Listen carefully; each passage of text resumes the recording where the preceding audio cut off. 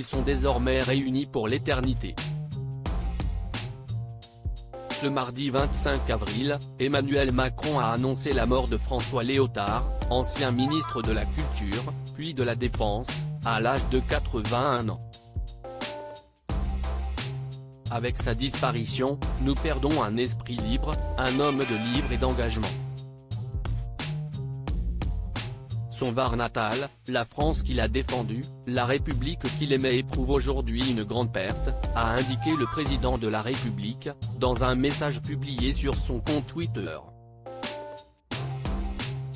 Au cours de sa vie, l'ancien député français a été témoin de la descente aux enfers de son frère aîné, Philippe, connu pour son métier de comédien.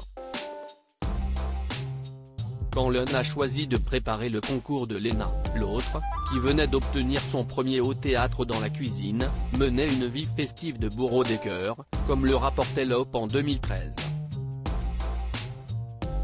Leurs carrières respectives ont démarré quasiment au même moment. Le premier s'est naturellement tourné vers la politique, le second vers le cinéma. Au fur et à mesure des années, Philippe Léotard, qui buvait déjà depuis l'adolescence, a aussi sombré dans la drogue.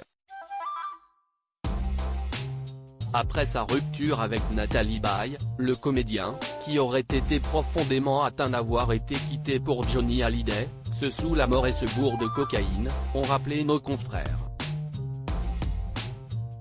Quand Édouard Balladur a offert à François Léotard le poste de ministre de la Défense, son frère s'est revendiqué ministre de la Défense. Après plusieurs overdoses et coma éthylique, Philippe Léotard a succombé à une insuffisance respiratoire à l'hôpital à l'âge de 60 ans. Un drame personnel sur lequel était revenu l'homme politique, auprès de Paris Match, en 2017. Le 25 août 2001, alors que je suis à Skopje, on m'apprend l'horrible nouvelle. Je suis dévasté. Son départ sera un déclencheur décisif, avait expliqué l'ancien ministre de la Culture, qui a décidé de s'éloigner définitivement de la politique pour se consacrer à la littérature.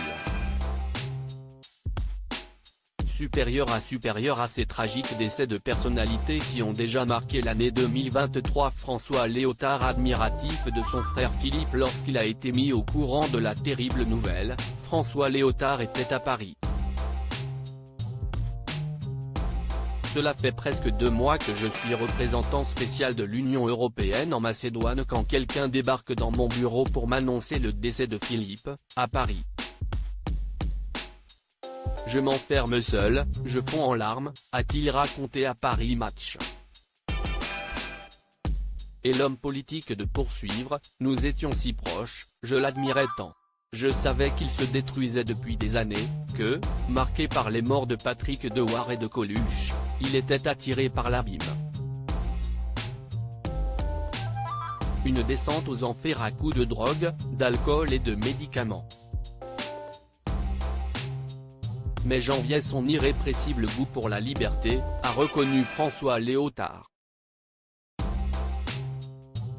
Désormais, ce ne sera plus vers la politique mais la littérature qu'il se tournera. Il a fait vraiment ce qu'il a voulu faire, créer plus que je n'aille créer.